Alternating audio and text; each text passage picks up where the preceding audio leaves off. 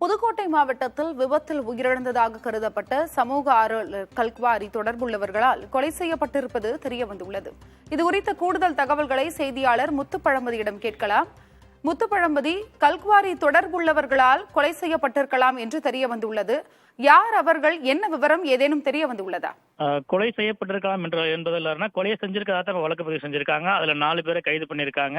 இப்ப புதுக்கோட்டை மாவட்டம் திருமயம் அருகே உள்ள பெங்களூர் கிராமத்தை சேர்ந்தவர் ஜெகபர் அலி. இவர் தொடர்ந்து கனிம வள கொள்ளைக்கு எதிராக போராடி வந்திருக்காரு.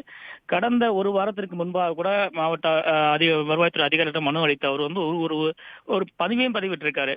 இது மாதிரி புதுக்கோட்டை மாவட்டம் திருமயம் பகுதியில் அதிகமான கனிம வள கொள்ளை நடக்குது. குறிப்பா ஆர்ஆர் கிரசர்ங்கிற ஒரு பேரை மென்ஷன் பண்றாரு.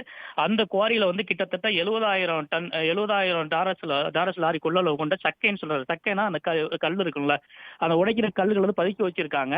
இது குறித்து நான் திருமயம் வட்டாட்சியருக்கும் புகார் தெரிவிச்சிருக்கேன். நான் அவர் மூலமா அந்த விவரம் கசிஞ்சு இப்ப அந்த மறைச்சு வச்சிருந்த கற்களையும் அள்ளி மறைக்கிறாங்க.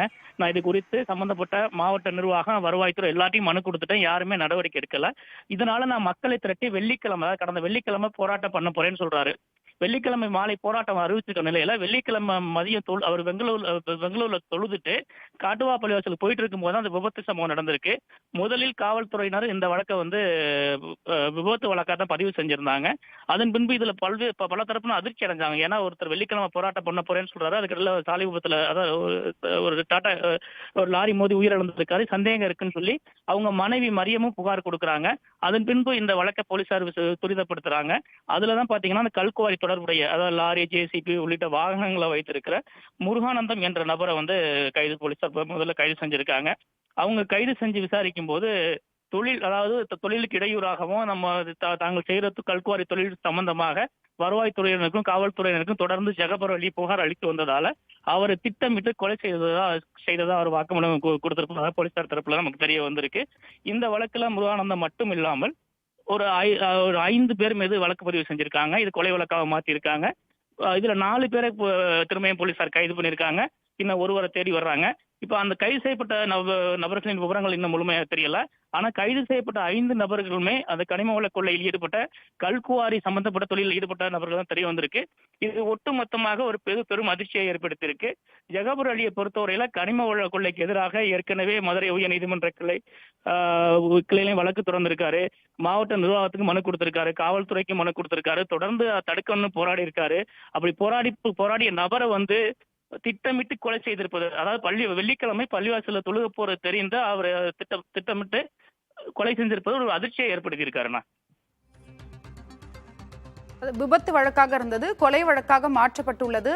5 பேரிடம் தற்பொழுது விசாரணை நடைபெற்று வருகிறது. கொலை செய்யப்பட்ட ஜெகபர் அலி கனிம வள கொள்கைக்கு எதிராக மக்களை திரட்டி போராட்டம் நடத்தப்படும் என்று அளித்த பேட்டியை இப்பொழுது பார்க்கலாம்.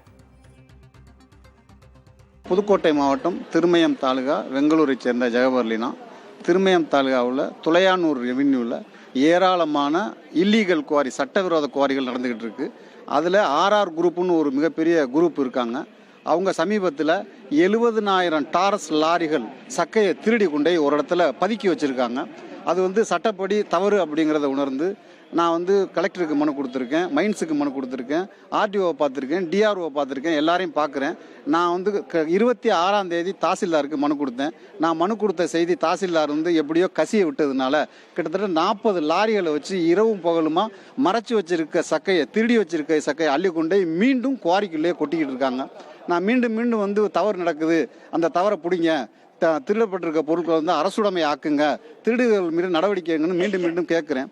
அதிகாரிகள் என்ன சொல்கிறாங்கன்னா, இன்னும் 1 வாரம் பொறுத்துங்க, 10 நாள் பொறுத்துங்கன்னு சொல்கிறாங்க. இன்னும் 10 நாளைக்குள்ள பாக்கி இருக்க 30,000 லோடையும் கொண்டு அவங்க மலையடிக்குள்ள கொட்டிடுவாங்க.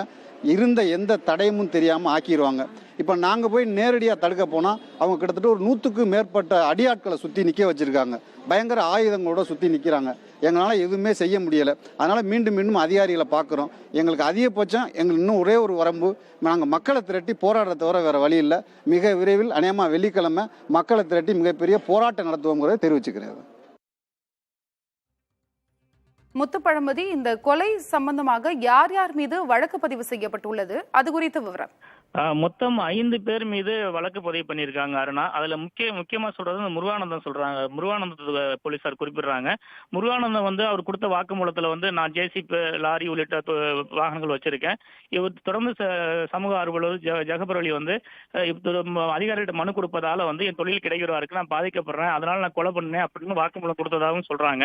ஆனால் அவர் மட்டும் இந்த கொலையை செஞ்சிருக்க முடியாது. இதுக்கு ஒரு பெரிய திட்டமிடல் இருக்கணும். ஏன்னா ஒட்டுமொத்தமாக திருமயம் பகுதியில் உள்ள கனிம வள பகுதிகளில் உள்ள குவாரிகள்ல கனிம வள கொள்ளை நடப்பதாக தொடர்ந்து ஜகபர் அலி புகார் கொடுத்துட்டு வந்திருக்காரு.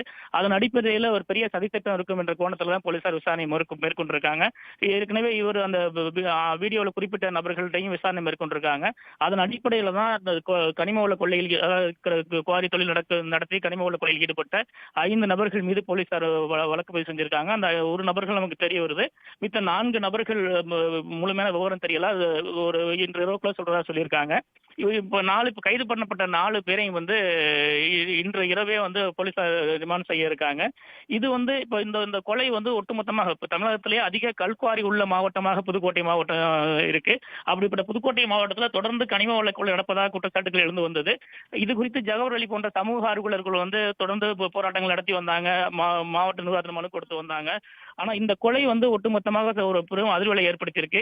இனியாவது இந்த பிரச்சனைக்கு தீர்வு வரும். ஜகவர் அலியை பொறுத்த வரைக்கும் அதிமுக முன்னாள் ஒன்றிய கவுன்சிலர் இருந்திருக்காரு. இப்பவும் அதிமுக சிறுபான்மை அணி பொறுப்புல இருக்காரு. உங்களுடைய விரிவான தகவலுக்கு நன்றி முத்துப்பழம்பதி.